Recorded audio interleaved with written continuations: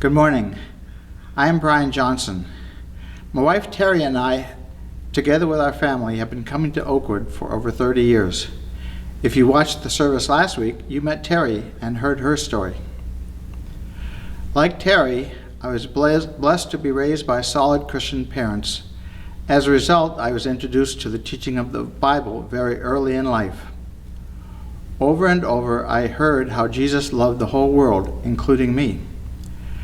As I grew older, I learned about God's perfect character and man's rebellious nature, and how that prevented having the deep relationship God desired. Through a firm but loving third-grade Sunday school teacher, Ruth Bloomwell, I became aware that I indeed was one of the rebels and needed someone to rescue me. And only Jesus, because of his perfect life, his death and resurrection, could save me. So as a 9-year-old, I acknowledged my rebellious nature, asking God to forgive me, and invited Christ to take over my life. Looking back, I now can see how this decision set a new trajectory for my life. As I grew in my understanding of the Bible, I saw how God's commands and promises were for my benefit.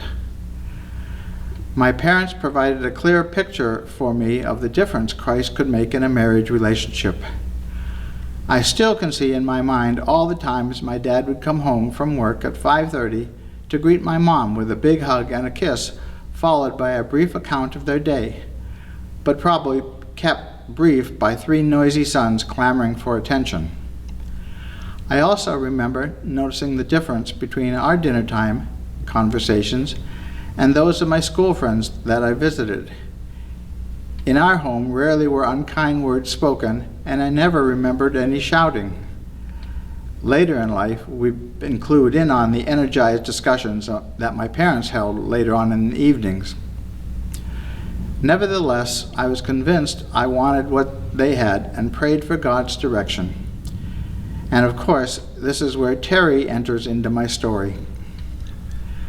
As Terry and I were planning for our marriage, we often came across scriptures such as Ephesians 5:22 and 23. But now the theoretical was soon to become practical reality. For me as a husband, a key was to honor her every day as God's gift to me and to help her to become a woman after God's own heart. Sounds simple, huh? The major difficulty was, and still is, dealing with my own self-centeredness. Some things I learned to appreciate very early, such as her gift of hospitality. Others, such as her administrative skills, took me a little longer, as they sometimes rubbed against my more spontaneous bent.